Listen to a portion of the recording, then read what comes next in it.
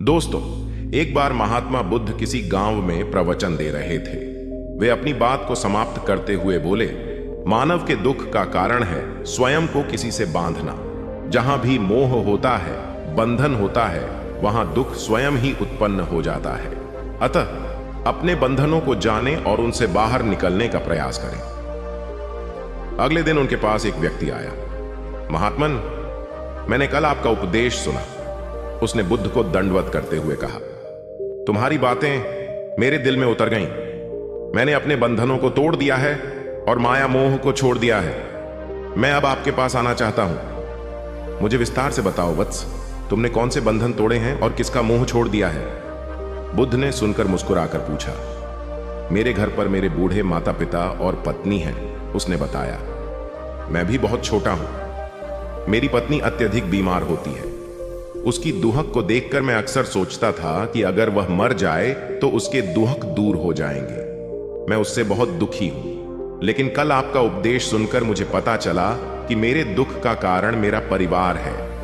यदि मैं इसके चक्कर में रहूंगा तो सत्य कभी नहीं मिलेगा। मैं अपने घर से बाहर आया हूं और आपके पास आया हूं।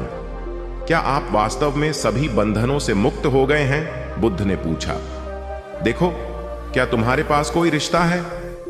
नहीं प्रभु, मैं सब कुछ छोड़ चुका हूं और अब आगे बढ़ना चाहता हूं। अगर ऐसी बात है तो फिर ठीक है, बुद्ध ने कहा।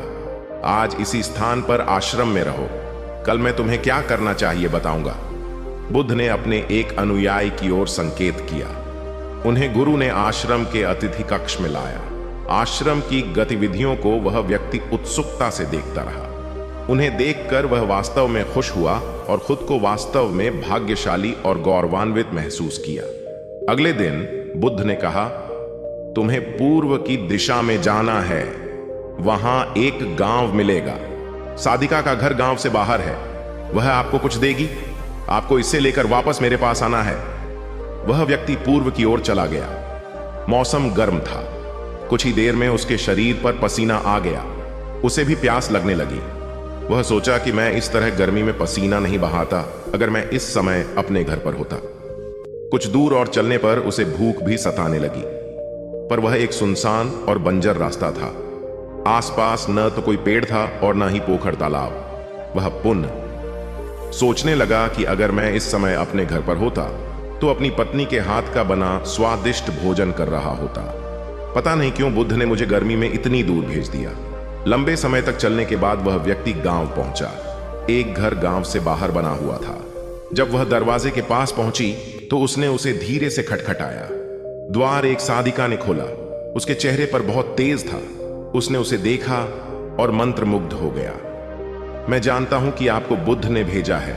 एक समय की बात है, भगवान गौतम बुद्ध अपने शिष्यों के साथ बैठे हुए थे और उन्हें उपदेश दे रहे थे।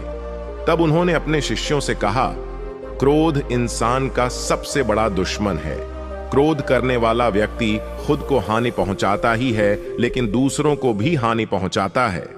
वह प्रतिशोध की आग में जलता है और अपने जीवन को बर्बाद करता है।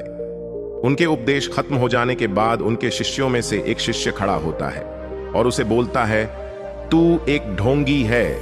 तेरी बातें मनुष्यों के रहन सहन से विपरीत है। तू जो भी कहता है उसे अपने जीवन में अनुसरण नहीं करता और दूसरों को यह सब करने कहता है। जब उसका वह शिष्य गौतम बुद्ध को उल्टी सीधी बातें कह रहा था, तब गौतम बुद्ध ने कोई प्रतिक्रिया नहीं दी और वे शांत बैठे थे।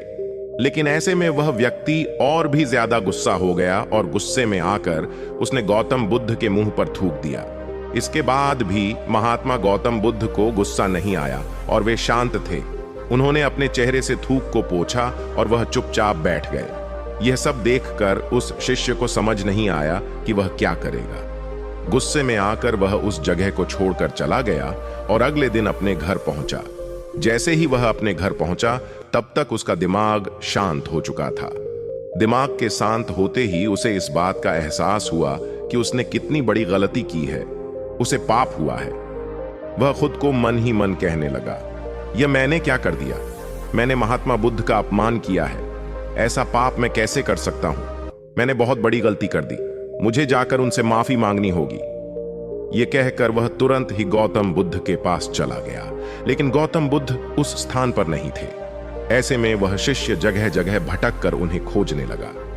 जैसे ही उसे महात्मा बुद्ध मिले तो वह उनके पैरों पर गिर गया और उनसे कहने लगा, मुझे माफ कर दीजिए, मुझसे गलती हुई है, मैंने आपका अपमान किया है, मैंने यह बहुत बड़ा पाप किया है। यह सब देखकर गौतम बुद्ध ने उससे कहा, शांत हो जाओ, क्या बात है, मुझे बताओ, तुम कौन हो? गौतम बुद्ध के यह पूछने पर वह शिष्य चौंक गया। वह सोचने लगा कि महात्मा बुद्ध मुझे कैसे भूल सकते हैं, मैंने तो उनका अपमान किया था। यह सोचकर उसने महात्मा बुद्ध से पूछा, मैं वही शिष्य हूं जिससे कल आपका अपमान किया था और आप इतनी जल्दी मुझे भूल गए। हमें कल की बातों को कल में ही छोड़ ढा देना चाहिए। वह अच्छा हो या बुरा, उसके बारे में बार बार विचार नहीं करना चाहिए। मैं बीती हुई बातों को पीछे छोड़कर आगे चलता हूं और ऐसा ही हम सबको भी करना चाहिए।